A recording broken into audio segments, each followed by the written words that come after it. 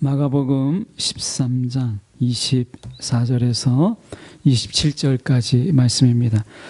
제가 가진 성경으로는 신약성경 78쪽의 말씀이고요. 마가복음 13장 24절에서 27절까지 말씀 제가 봉독해 올립니다. 그때에 그 환난 후 해가 어두워지며 달이 빛을 내지 아니하며 별들이 하늘에서 떨어지며 하늘에 있는 권능들이 흔들리리라. 그때에 인자가 구름을 타고 큰 권능과 영광으로 오는 것을 사람들이 보리라. 또 그때에 그가 천사들을 보내어 자기가 택하신 자들을 땅 끝으로부터 하늘 끝까지 사방에서 모으리라. 아멘.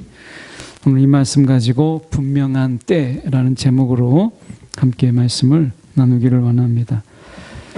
이 때라고 하는 이것은 이 하나님의 주권이 가장 잘 드러나고 있는 이 곳이 어디냐라고 얘기했을 때 그것은 때가 바로 그것입니다.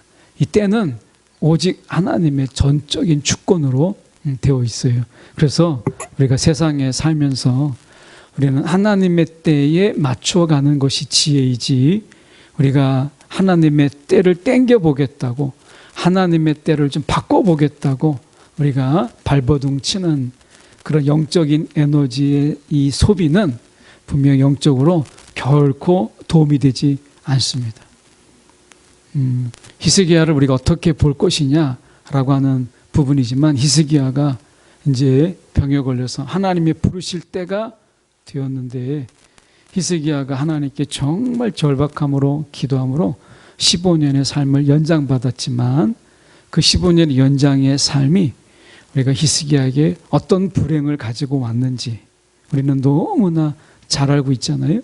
그래서 우리가 하나님의 때, 이 하나님의 때를 때로는 우리가 성령의 감동에 의해서 그 하나님의 때에 또 다른 때를 우리가 구하기도 하지만, 신앙의 가장 기본적인 부분은 하나님의 때에 우리가 맞추어서 하나님의 때에 맞추어 준비하고 하나님의 때에 우리가 함께 주님과 동행하는, 역사하는 이런 것들이 우리 삶의 지혜라, 이렇게 볼 수 있습니다.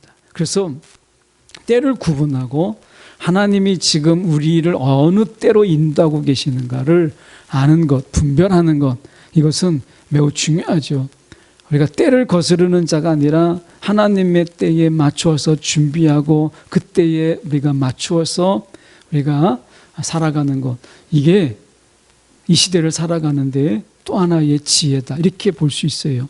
그래서 우리가 지금 24절에 보면 그때에 이렇게 되어 있으면 그때에 그 환난 후 이렇게 되어 있는데, 이 그때라고 하는 것은 이 성전 파괴를 이야기합니다. AD 70년에 성전 파괴가 있을 것을 말씀하시는 거죠. 그래서 이 그때라고 하는 것은 우리가 우주적인 종말론, 이 지구적인 종말을 이야기하는 것이 아니라, 이것은 그때에라고 하는 것은 이 본문 속에서 보면 이것은 성전의 파괴, AD 70년에 69년에서 70년에 있을 성전의 파괴를 이야기하는 것입니다. 그래서 그때에 그 환난 후 해가 어두워지며 달이 빛을 내지 아니하며 라고 하는 것은 우주적인 종말의 의미를 이야기하는 것이 아니고, 이것은 성전 파괴를 이야기하는 것으로, 당시 이스라엘 사람들이 이 세계관 속에서는 이 해가 어두워지며 달이 빛을 내지 아니한다라고 하는 것은 이 땅의 권력, 이 땅의 권력이 이제 힘을 잃는다라고 하는 의미를 가지고 있습니다. 여기서는 우리가 이스라엘의 어떻게 보면 AD 70년에 이스라엘의 그 성전의 파괴뿐만 아니라 이스라엘의 멸망, 이것을 이야기하는 것이죠. 이스라엘은 그래서 결과적으로 성전이 무너짐으로 인해서 민족적 이스라엘이라고 하는 개념은 이제 사라져요.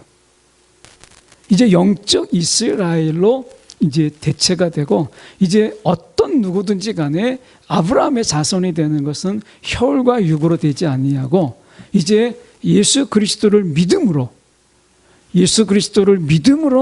이제 아브라함의 자손이 되는 것이지, 이제 혈과 육으로 아브라함의 자손이 되고 아브라함의 언약의 계승자가 되는 것은 이 성전의 파괴가 된 이후에 이제 그것은 소멸해 버립니다. 이것을 해가 어두워지며 달이 빛을 내지 아니한다라고 하는 것은 이스라엘의 멸망, 다시 말하면 이제 민족적 이스라엘은 아브라함의 자손으로서의 그 명분과 그리고 그 권리를 다 이제 잃어버려요.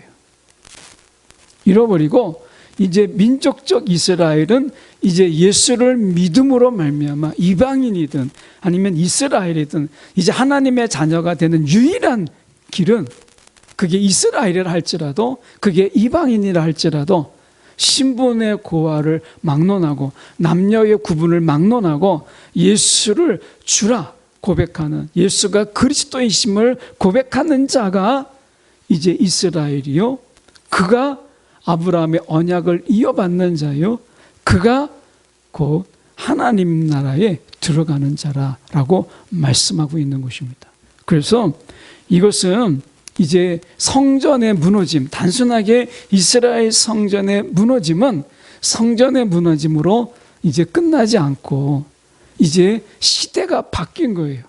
이제 성전의 무너짐을 통해서 저와 여러분이 이제 건물적인 성전이 아니고 우리의 마음에 하나님의 말씀이 새겨진 이제 성전이 우리가 되는 것이죠. 그래서 이제 성전이 우리가 된다라고 하는 것은 이스라엘의 장소적인 그 예루살렘, 그 시온성의 그 기능은 여기서 끝나는 것입니다.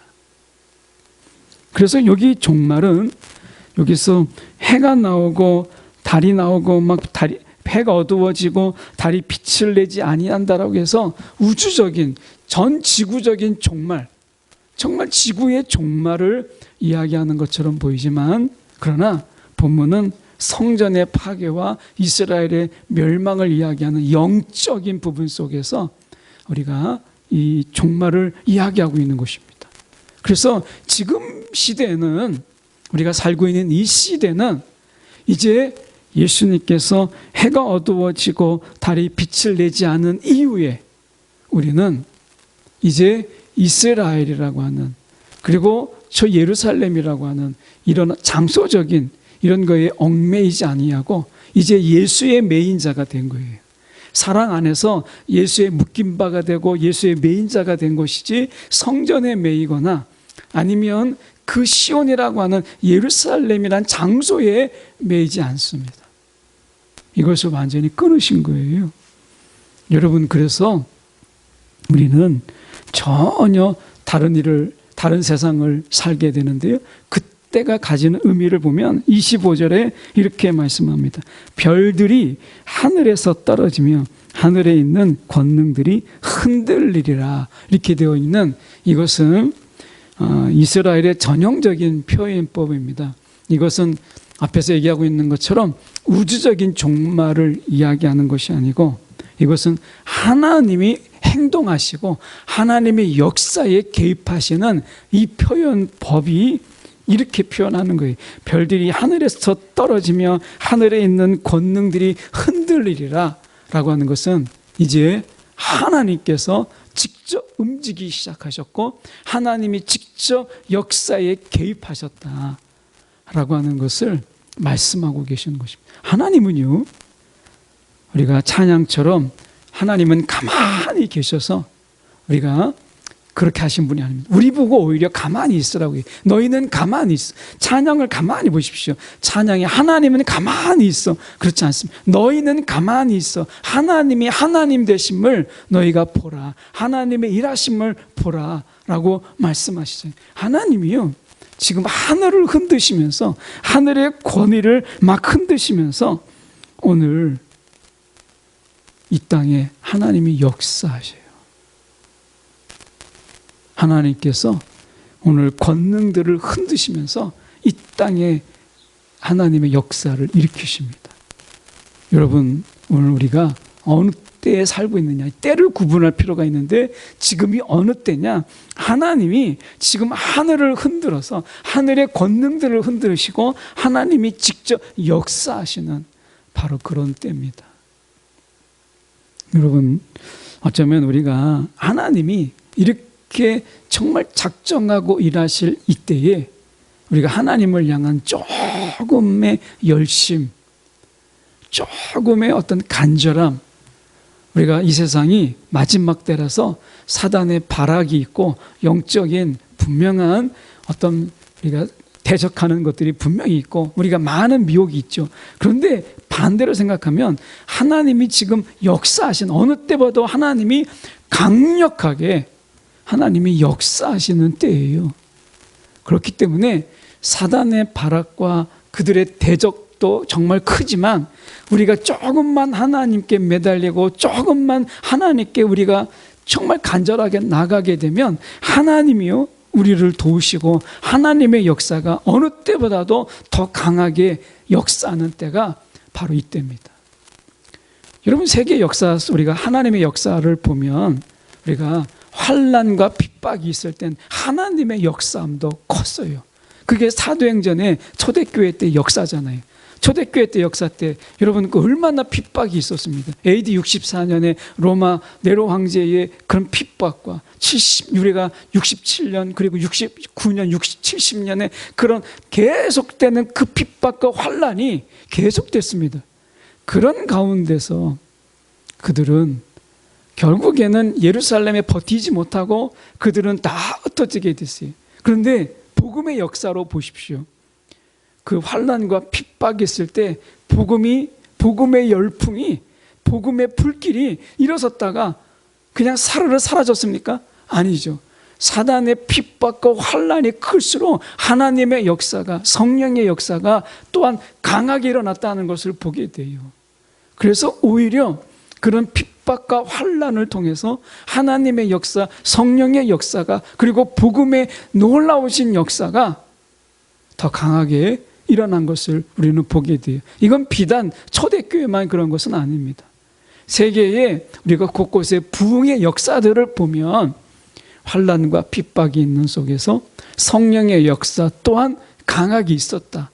성령의 권능 또한 강하게 있었다라고 하는 것을 세계 이 부흥의 역사, 교회사가 그것을 증명하는 것을 우리는 알고 있습니다. 여러분, 그런 의미에서 보면 지금 우리가 25절에 별들이 하늘에서 떨어지며 하늘에 있는 권능들이 흔들리리라 라고 하는 이것은 분명 우주적인 종말론을 이야기하는 것은 아니에요. 그런데 마지막 때에 하나님이 어떻게 역사하실까를 보여주는 하나의 사인이죠. 여러분, 지금은 이 성령의 권능이 어느 때보다도 강하게 역사하는 때입니다.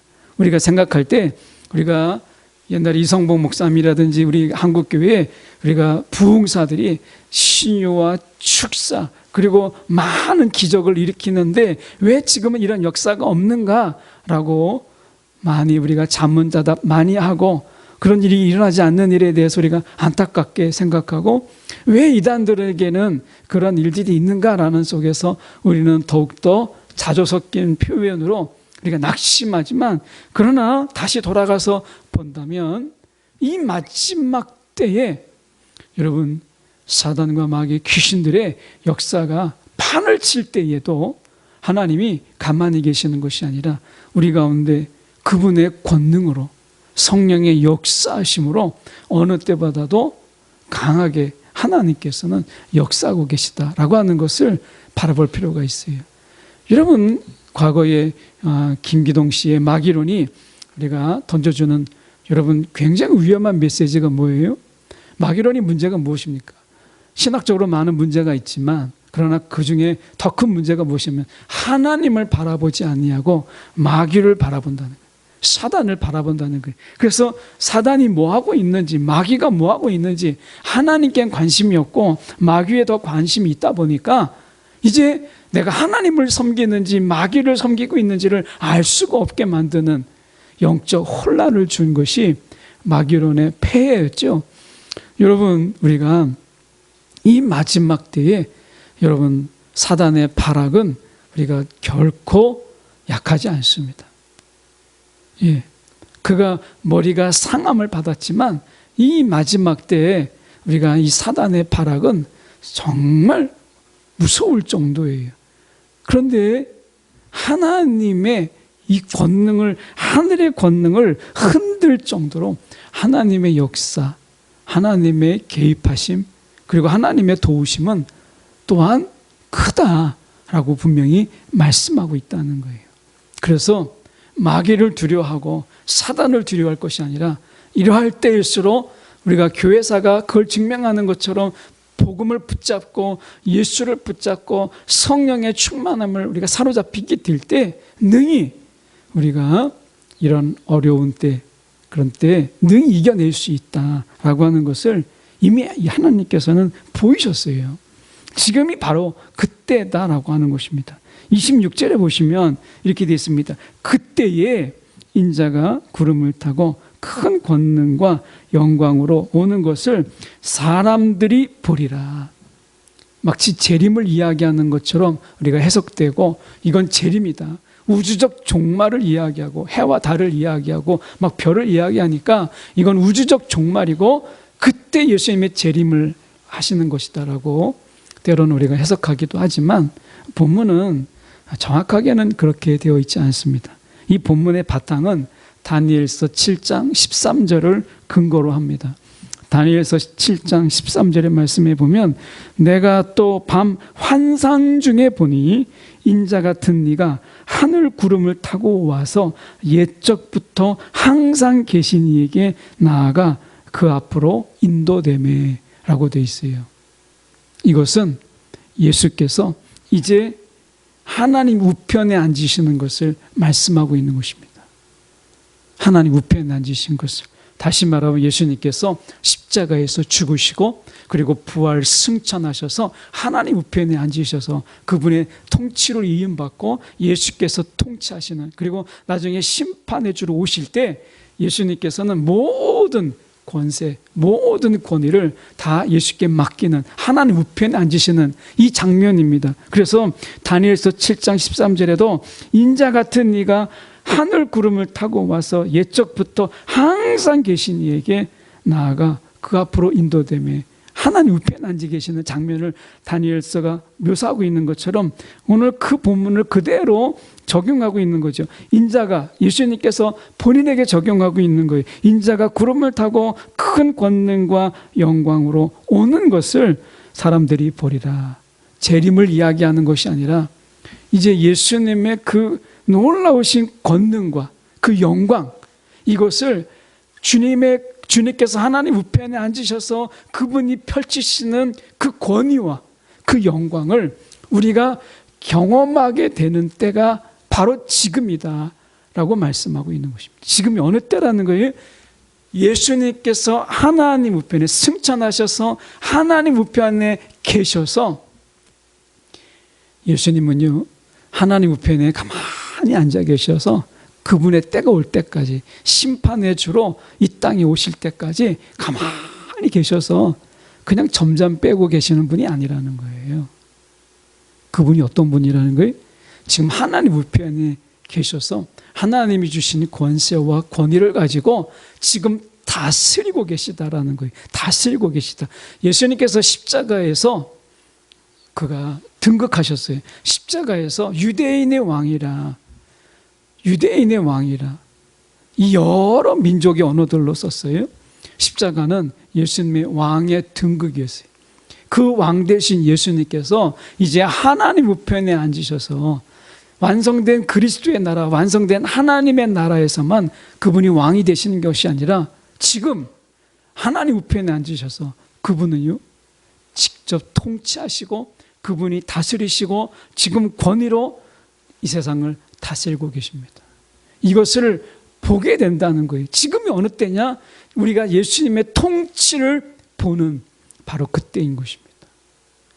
그래서 교회에 우리가 슬로건이 주님의 다스림을, 우리가 다스림을 받는, 다스림을 누리고 전하는, 어떻게 보면 다스림을 누리고 나누는 이런 교회를 우리가 표방하는 것은 예수님께서 지금 하나님 우편에 거하시면서 지금도 우리 한 사람 한 사람을, 또 교회를, 또 하나님이 이 민족을 하나님이 통치하고 계신다. 예수님이 통치하고 계신다라고 하는 것. 그분의, 주님의 그 다스림을 누리는 가정, 누리는 자, 누리는 교회가 복되기 때문에 우리가 그런 슬로건을 거는 것입니다. 여러분, 오늘 주님께서 분명히 말씀하셨어요. 구름을 타고 큰 권능과 영광으로, 다시 말하면 그 주님의 다스림을 우리가 지금 보게 된다라고 하는 것입니다. 여러분 경험하고 계십니까? 아니면 여러분 누리고 계십니까? 여러분, 주님의 다스림이 저와 여러분의 삶 가운데 있어요. 그분의 장중에 있어요. 그분의 강한 손에 여러분 우리의 삶이 사로잡혀 있다는 거예요. 저는 롤러코스터를 별로 이렇게 좋아하지는 않는데, 롤러코스터를 타면 막 내려올 때 그 360도 막 거의 비슷하게 돌다가 거의 280도 막 돌잖아요.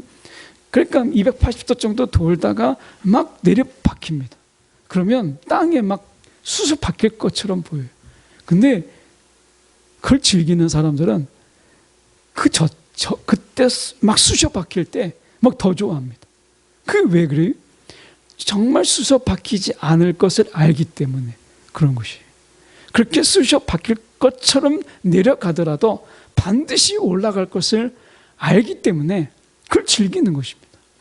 여러분, 우리가 주님의 이 다스림 안에서 우리가 있다라고 하는 것은 우리가 삶 속에서 정말 나락에, 절망의 나락에 빠지고 우리가 낙심의 깊은 골에 막 빠질 것 같아도 결국에는 다시 일으키시고 다시 세우실 주님이 우리를 붙잡고 계신다. 아니, 그분이 붙잡고 있는데 무엇이 걱정이겠어요? 시편 23편에 다윗은 이렇게 얘기합니다. 여호와는 나의 목자시니 내게 부족함이 없다. 이렇게 얘기하는데 거기서 끝나지 않습니다. 다윗의 인생에도 분명히 부족하지 않는데 그의 부족함이 없다라는 고백이 어디까지 이르느냐? 사망의 음침한 골짜기에 이를지라도. 그의 삶 속에서도 하나님이 목자가 되셨지만 그의 삶 속에서는 사망의 음침한 골짜기에 이를 때도 있다라고 말씀하세요. 그 사망의 음침한 골짜기가 왜 필요하겠어요? 하나님을 더 붙잡고, 아니 정확하게 얘기하면 하나님이 나를 붙잡고 있음을 체험하는 인생의 신앙의 모험이죠. 오늘 주님이 다스림이 저와 여러분 가운데 있습니다. 세상이 발악을 하고 우리가 사단이 그렇게 우리를 위협하는 것처럼 보이더라도요, 여러분 결코 우리를 엄습하지 못합니다. 철로역정에 보면 우리가 존 버년이 쓴 철로역정 속에서 한 좁은 길을 지나가는 장면이 나오죠. 양쪽에 우는 사자가 양쪽에 있습니다.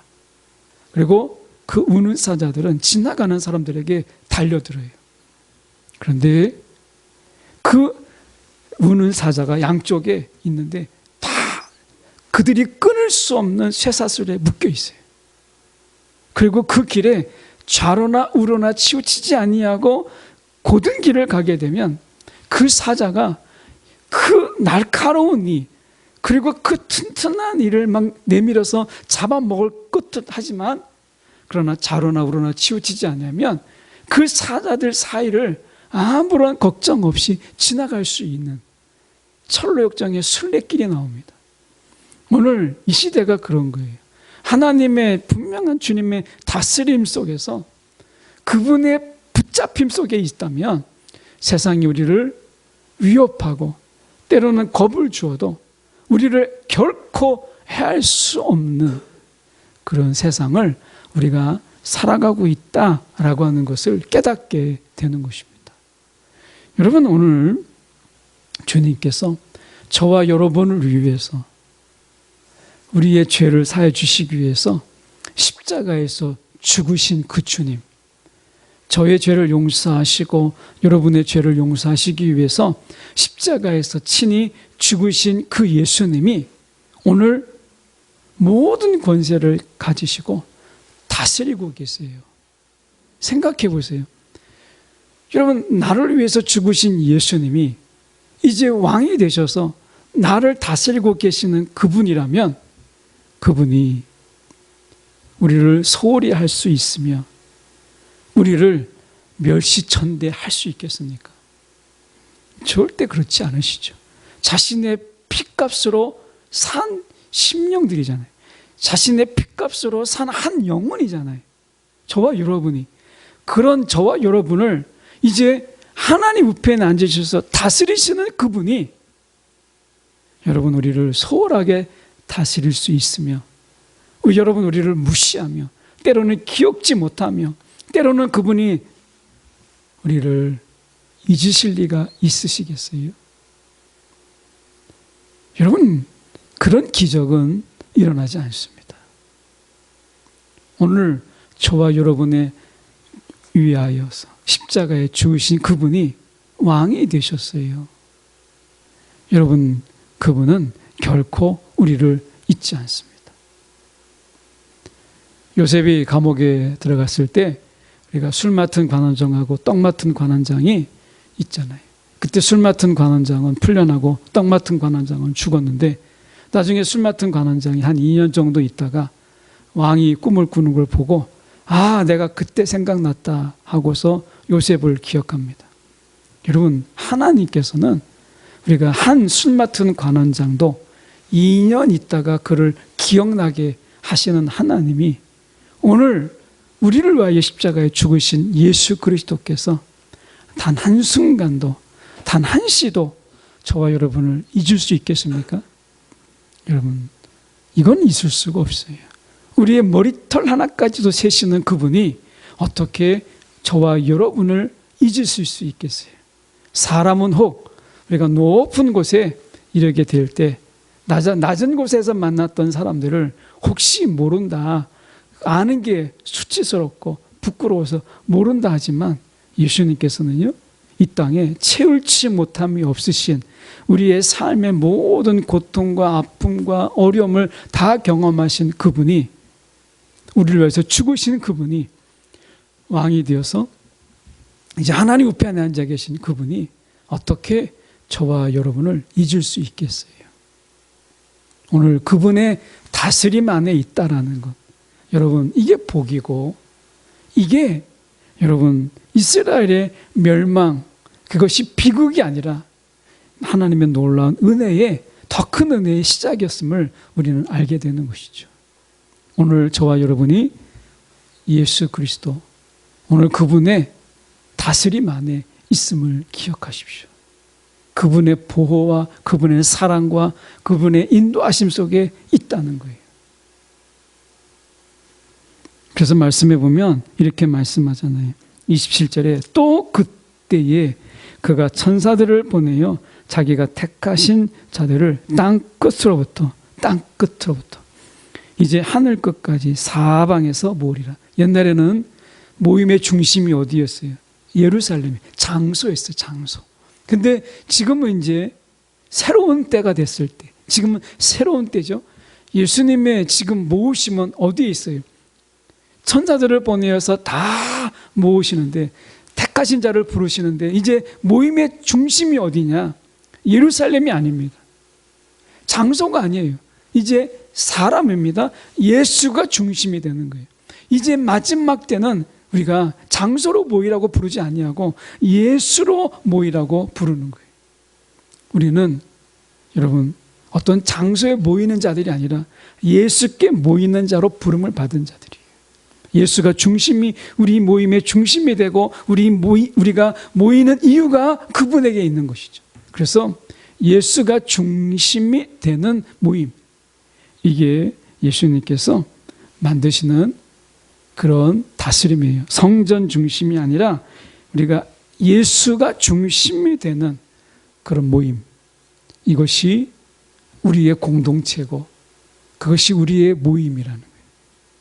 그래서 여러분, 예수가 어느 곳에든지 우리가 모일 때는 그 중심은 예수고 거기에 주인공은 예수인 것이죠. 장소가 아닙니다. 그래서 여러분, 그게 어느 장소이든 예수가 중심이 되는 그 모임, 그 속에서는 하나님의 역사가 있어요. 오늘 주님께서 저와 여러분을 다스리고 계십니다. 오늘 우리가 주님의 이름으로 주님이 중심이 되는 모임, 그 모임 속에 주님이 함께 하시고 주님이 다스리십니다.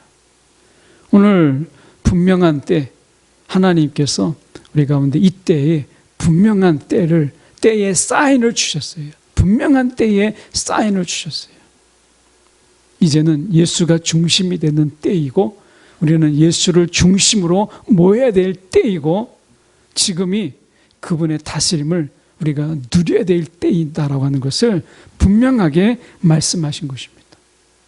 오늘 저와 여러분이 주님의 다스림이라고 하는 분명한 시대의 이 기조, 시대의 변화를 붙잡고 살아갈 수 있는 저와 여러분 되기를 간절히 소망합니다. 기도하겠습니다.